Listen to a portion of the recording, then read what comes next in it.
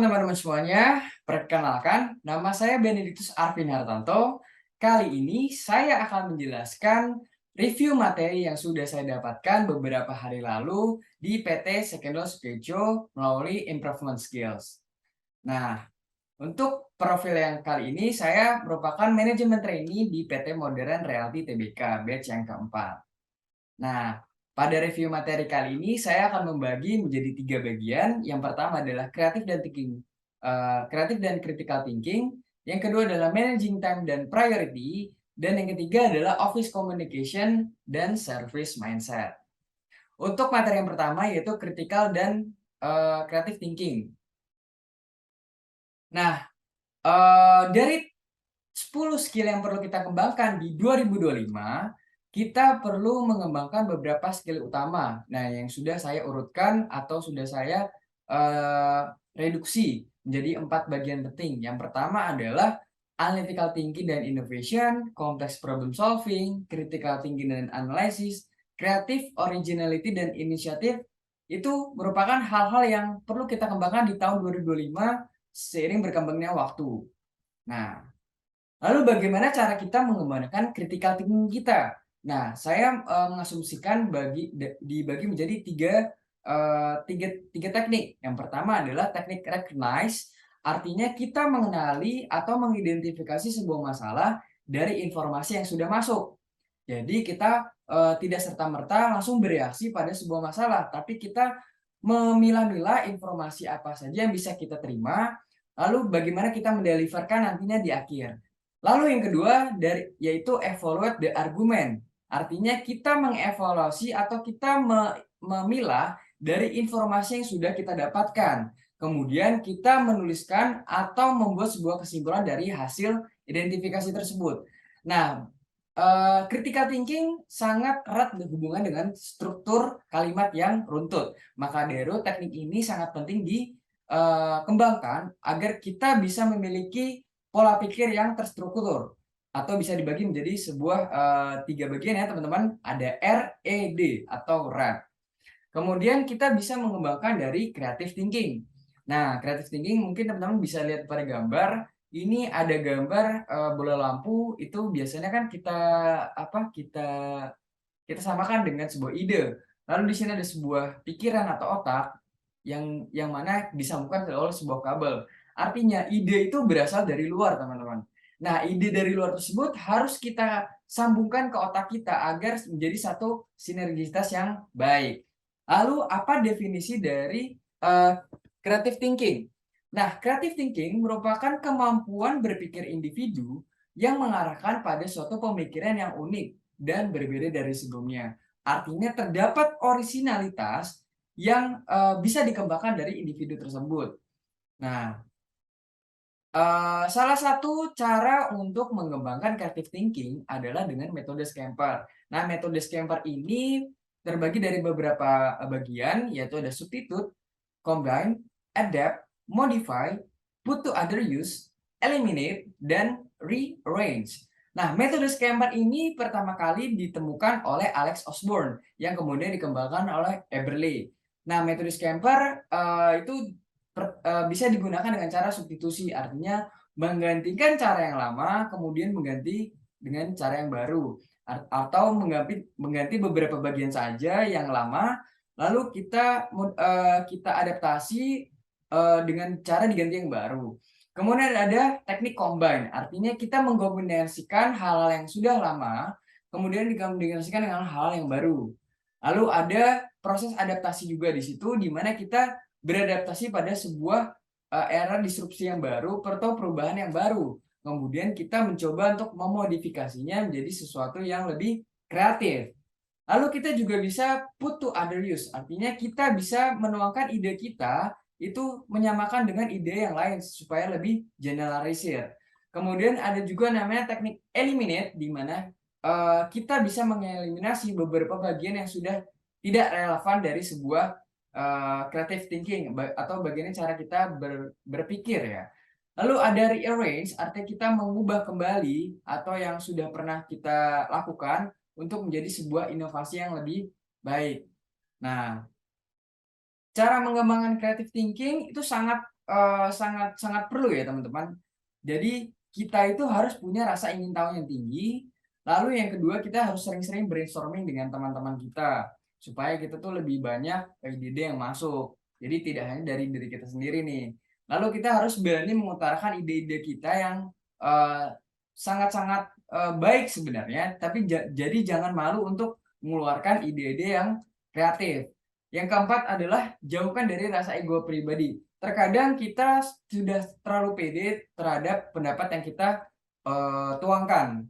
Maka dari itu kita harus menurunkan ego kita supaya kita bisa mendengar aspirasi orang lain. Yang kelima ada rekonseptualisasi masalah. Artinya kita mencoba untuk melihat sebuah masalah kembali, merekonstruksi kembali bagaimana melihat masalah itu dari sudut pandang lain, lalu kita cari solusinya dari sudut pandang yang baru. Selanjutnya kita masuk ke dalam sebuah bagian dari managing time dan priority. Nah, dalam konsep managing time itu bisa kita lihat dari dua pola waktu. Yang pertama adalah monokronik. Monokronik adalah pola yang berbentuk lurus, lalu pola tersebut bisa kita hemat, artinya kita bisa membagi-bagi waktu, memilah, lalu kita mengambil bagian-bagian penting saja, dan orientasinya adalah untuk menghargai waktu. Lalu yang kedua, ada polikronik, artinya memandang waktu sebagai perputaran kembali, difokuskan pada kegiatan daripada waktu itu sendiri. Cenderung prosesnya rileks, ya kan? Cenderung lihat dari proses dan melibatkan orang lain serta sifatnya transaksional. Selanjutnya, apa sih definisi dari managing time? Nah, managing time merupakan cara kita untuk membagi dan mengelola waktu yang kita miliki agar aktivitas yang kita lakukan memiliki produktivitas dan efisiensi waktu yang sangat tinggi. Nah, goals-nya yang sudah saya bilang tadi, yaitu adalah untuk efisien dan produktif. Lalu, skill apa yang kita butuhkan untuk bisa memanage waktu? Yang pertama adalah awareness atau kepekaan, artinya kita berpikir secara realistis tentang waktu, bagaimana cara waktu itu merupakan sumber yang sangat terbatas. Jadi kita harus melihat sumber daya waktu kita, bagaimana cara kita bekerja, mulai dari kepada siapa kita bekerja, apa yang kita punya, itu harus kita manage dengan awareness. Lalu kita harus punya skill yaitu arrangement. Arrangement merupakan merancang dan mengatur tujuan rencana supaya efektif. Artinya kita menjadwalkan kapan kita mengerjakan, kapan kita selesai mengerjakan. Nah, dengan begitu kita punya deadline waktu untuk mengerjakan tugas-tugas yang lain. Nah, lalu ada adaptasi, yaitu memantau penggunaan waktu untuk melakukan aktivitas. Biasanya adaptasi ini cukup penting dilakukan di lingkungan kantor ketika waktu-waktu kita bekerja dengan orang lain, artinya kita beradaptasi dengan waktu orang lain. Nah, bagaimana cara kita mengimprove time management kita? Yang pertama adalah setting goals dengan teknik SMART, yaitu spesifik, measurable, activate, relevant, dan time. Yang kedua adalah kita melakukan setting goals. Kita melihat dulu urgensi masalahnya atau urgensi kegiatannya, lalu kita melihat seberapa penting kegiatan yang harus kita lakukan. Lalu kita harus setting the limit, artinya kita harus melihat durasi yang kebutuhan waktu yang kita perlukan untuk mengerjakan sesuatu. Yang keempat adalah kita mengorganisasi waktu kita sendiri. Misalkan kita membuat di Google Calendar atau di Notion yang sekarang mungkin anak-anak milenial sering gunain ya. Terus ada remove non-essential task, artinya kita membuang kegiatan-kegiatan tidak penting. Lalu ada plan ahead, artinya kita merencanakan ke depan. Dan jangan lupa ketika mengerjakan supaya rileks dan efisien, kita perlu istirahat. Nah, ada cara-cara untuk melihat kegiatan itu seberapa penting. Yang pertama dengan teknik Eisenhower Matrix, yaitu kita melihat dari urgensi dan important. Ada do ya yang artinya kita harus urgent melakukannya. Ada decide artinya kita bisa memutuskan kapan waktu pekerjaan itu bisa dilakukan. Lalu ada delegate itu kita bisa mendelegasikan tugas kita kepada orang lain. Lalu ada delete yang artinya kita harus membuang pekerjaan tersebut yang tidak penting. Yang ketiga adalah office communication. Nah, office communication merupakan bagian yang sudah dijelaskan oleh pembicara pada saat itu. Ini sangat-sangat penting sebenarnya ilmunya di dunia pekerjaan. Dari definisi sendiri, komunikasi merupakan cara kita mendeliver sebuah pesan dari satu orang ke orang lain supaya pesan kita itu mempunyai maksud atau makna. Nah, tingkatan komunikasi itu mulai dari cara kita membicarakan, cara kita mendengarkan, hingga yang paling penting adalah level understanding.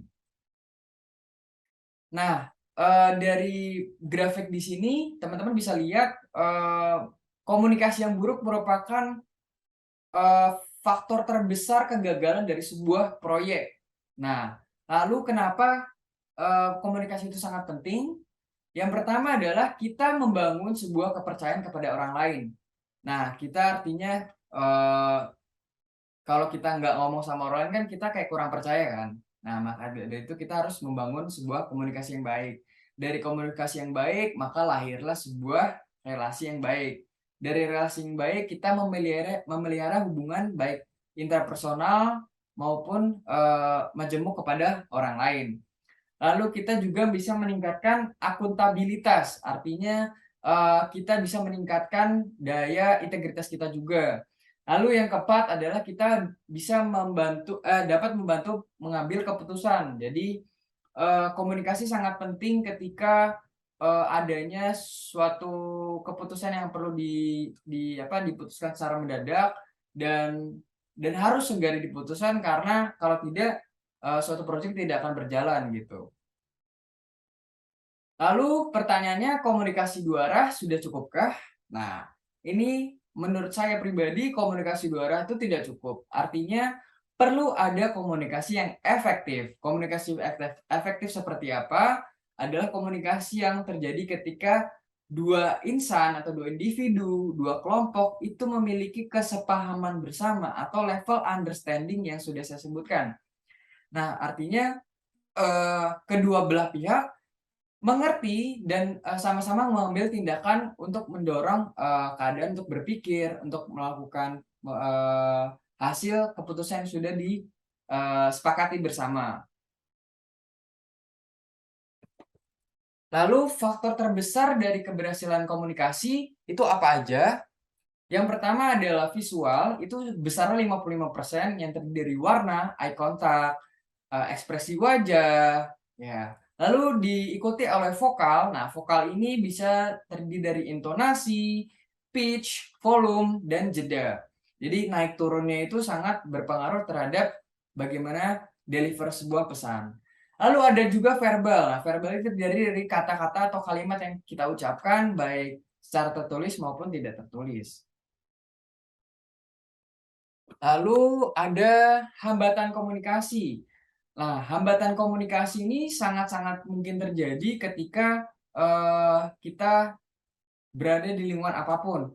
Jadi ketika komunikasi itu adalah kita tuh seringnya bereaksi bukan menanggapi. Nah, yang kedua kita memperlakukan semua orang tuh dengan cara yang sama, padahal setiap orang tuh punya cara yang berbeda-beda. Yang ketiga adalah berasumsi bahwa pesan itu mudah dipahami, padahal pesan itu harus sampai ke level yang understanding, yang seperti saya tadi bilang. Lalu ada service mindset, kita tuh harus berpikir secara pelayanan kepada orang lain. Service adalah melakukan sesuatu untuk menciptakan nilai bagi orang lain. Ada 4 customer needs, yaitu dimengerti, dianggap penting, diterima, dan merasa nyaman. Lalu apa saja dimensi pelayanan yang saya ketahui? Yang pertama dari reliability adalah kemampuan membantu customer untuk memberikan pelayanan tanggap. Lalu ada assurance, mencakup pengetahuan untuk mengurangi resiko. Lalu ada tangibles, artinya tampilan dari fasilitas pelayanan.